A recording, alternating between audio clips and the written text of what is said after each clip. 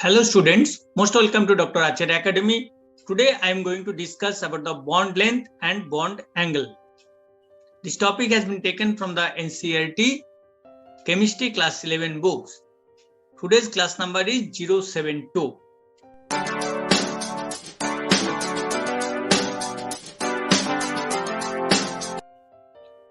First I'll discuss about the bond length. What is bond length? Bond length is defined as the equilibrium distance between the nucleus of two bonded atoms in a molecule.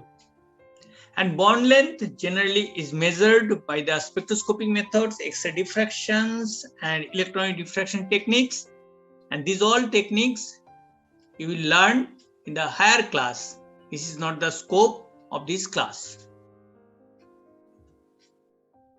Each atom of the bonded pair contributes to the bond length. How? I'll discuss now. In case of the covalent bond, a contribution from each atom is called the covalent radius of that atom. What is the covalent radius? Covalent radius is measured by the radius of an atom's core which is in contact with the core of the adjacent atom in a bonded situation. Here you can see for the atom A, this is the covalent radius RA. This distance from the nucleus of the one atom and adjacent point of the second atom in the molecule, this much distance is the RA, covalent radius. And similarly for the atom B, this is the nucleus and this is the distance of the point which is in close contact with the atom number A in a bonded situation. So this point to this point, this is the RB, which is the covalent radius. And the covalent bond, its length is capital R. This is equal to RA plus RB. The covalent radius. If you calculate the covalent radius, how? You consider this A and B, both atoms are same atoms in a molecule. Consider about chlorine molecule. Chlorine molecule is made of the two chlorine atoms. Then outers, whatever the size is there for both case, it will be same. And in that case, the covalent radius is half of the distance between these two similar atoms joined by a covalent bond in the same molecule.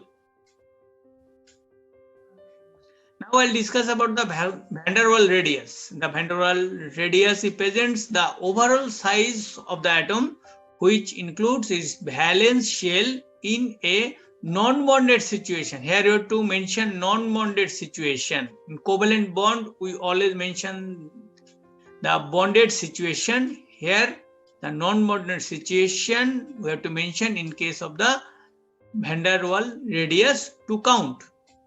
The van der Waals radius is half of the distance between two similar atoms in separate molecules in a solid. Not in the same molecule, separate molecules. I'll give one example. Now I'll show one example with the chlorine molecule. These are two numbers of chlorine molecule and this inner circle, right side figure, if you see the inner circle corresponds to the chlorine atom. So if you think about the covalent radius, in this case, in the same chlorine molecule, what are two atoms is there, if you connect the nucleus of these two atoms, then this distance in this case is the 198 picometer. This is the diameter. And if you divide it by 2, that means 99 picometer is RC. RC means the covalent radius. But for calculation of the van der Waals radius, you have to consider two different chlorine molecules and their atoms. So in this figure, you can see in the first molecule,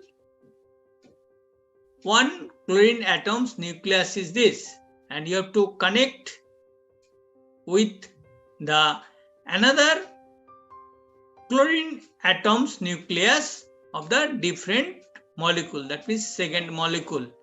And this distance, which is the 360 picometer, if you divide it by 2, then it is called this RVDW. It is the van der Waals radius. Now, discuss about the bond angle.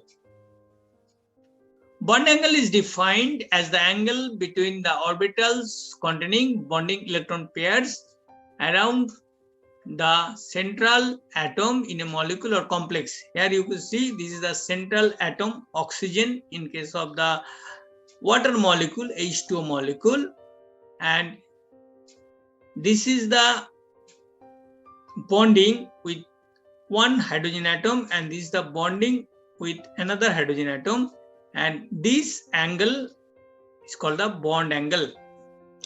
And this bond angle depends on the distribution of orbitals, and in this way it will help to determine the shape of this water molecule. Here you can see it is not the 180 degree. From the spectroscopic data, we understand that this bond angle is the 104.5 degree. I hope that you understand this bond length, bond angle, and what is the parameter related to this. I have the podcast in the same name, Dr. Acharya Academy, for honors and degree chemistry level education. You can go through this. Thank you so much for watching this class.